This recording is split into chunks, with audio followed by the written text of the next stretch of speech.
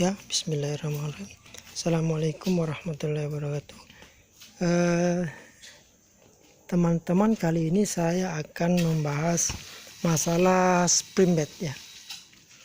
Karena banyak juga yang mungkin belum tahu lebih rinci tentang bahan spring bed, perbedaan spring bed merek A, B, C atau merek apalah.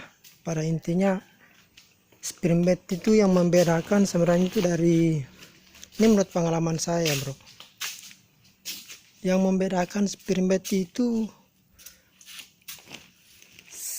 dari bahannya. Palingan bahannya itu yang biasa membedakan dari merek A ke merek B. Yang pertama biasa itu pernya. Spring bed kan harus per, kalau bukan per itu bukan spring bed. Hampir semua kan pakai per kalau spring bed begini. Pernya itu kan ada yang tebal, dimensinya ya, ukurannya. Ada yang tebal, ada juga yang tipis. Nah, biasa kan merek itu ada yang keras. Yang keras itu kemungkinan dia menggunakan pernya yang agak besar, jadi agak keras. Nah, ada juga yang agak empuk. Itu sebenarnya bukan karena apa? Bukan karena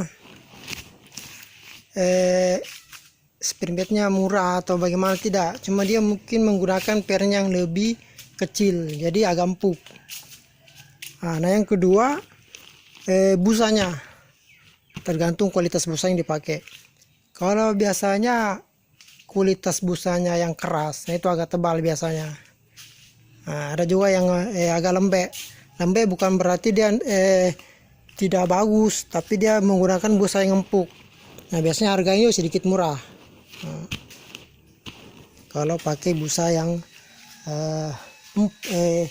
kualitas nomor 2 lah ibaratnya. Nah, cuma kalau pengalaman saya sih biasanya orang tanya begitu, apa merah, apa bedanya. Saya cuma jelaskan ya, beda di lapisan sama di pernya, bahan per, ukuran per yang dipakai. Karena kalau ditanya masalah awet tidaknya, sebenarnya itu lebih utama lagi-lagi ke pemakaiannya. Karena apapun mereknya, apapun merek spring bednya ya, kalau kita punya anak kecil ya, nah, biasa bermain di spring bed, lompat-lompatan tuh, itu saya ibaratnya janganlah ya kalau boleh. Nah, karena ketika ini spring bed ditekan, apalagi kita punya anak yang cukup sudah berumur 10 tahun begitu kan, sudah cukup berat tuh, lompat-lompat, otomatis pernya tuh lama kelamaan itu akan longgar. Dan biasanya itu di bagian sisi sini itu pernya keluar robek kalau sudah lama-lama dipakai anaknya lompat-lompat begitu. Kalau cuma mau dipakai tidur begitu 10 tahun 15 tahun awet itu, yang penting cuma dipakai baring kan, pakai cuma tidur. Nah, asal tidak dipakai lompat-lompat aja itu anaknya. Jadi kalau punya anak kecil ya disarani jangan main di sini lah, jangan main di spring bednya lah, di kasurnya kalau mau spring bednya awet. Nah, rata-rata sih kerusakannya di situ kebanyakan. Satu lagi, jangan dijemur terlalu lama. Kalau dijemur umpama kan basah atau kena kencing anak, dijemur bisa, tapi jangan terlalu lama. Maksudnya setelah kering, setengah kering begitu, dikipas aja, masuk dalam terus dikipas pakai kipas angin. Nah, karena kalau terlalu lama apalagi terlalu sering dijemur, bisa mempengaruhi kualitas dari busanya. Itu bisa cepat kalah lah busanya begitu. Karena sinar matahari kan, apalagi kalau sering, kalau sekali 2 kali sih tidak apa-apa, tapi kalau sudah terlalu sering juga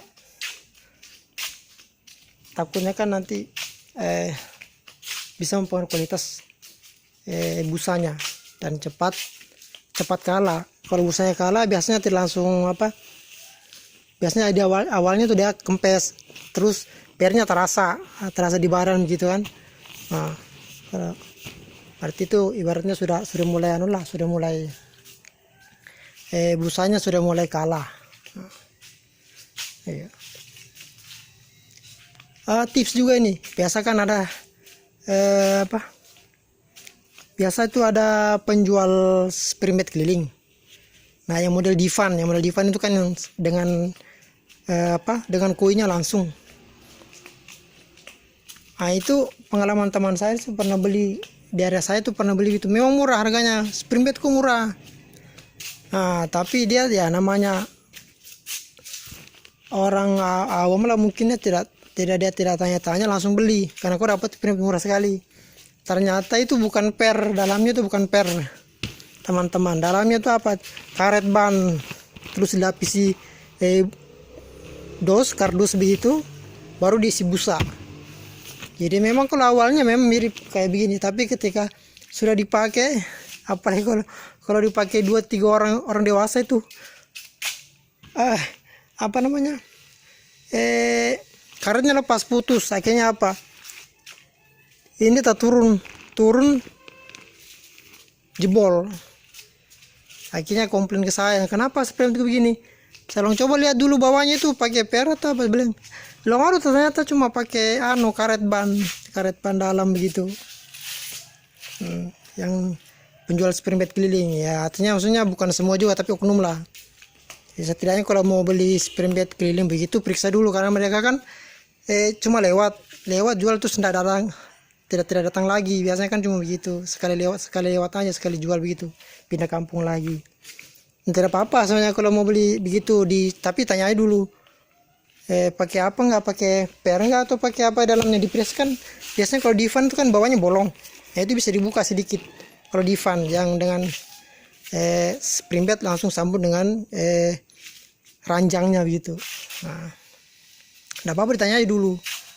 Kalau memang dia pakai per ya aman sih. Kan banyak tuh pabrik pabrik rumahan lah gitu kan, bukan pabrik dari perusahaan begitu yang sudah kita kenal merek spring bed gitu. Oke, teman-teman, mungkin cuma ini yang bisa saya sedikit berbagi masalah spring bed. Kalau ada pertanyaan silakan tanya saja, akan saja sepengetahuan saya lah. Oke, teman-teman, assalamualaikum warahmatullahi wabarakatuh. Jangan lupa bersyukur, teman-teman.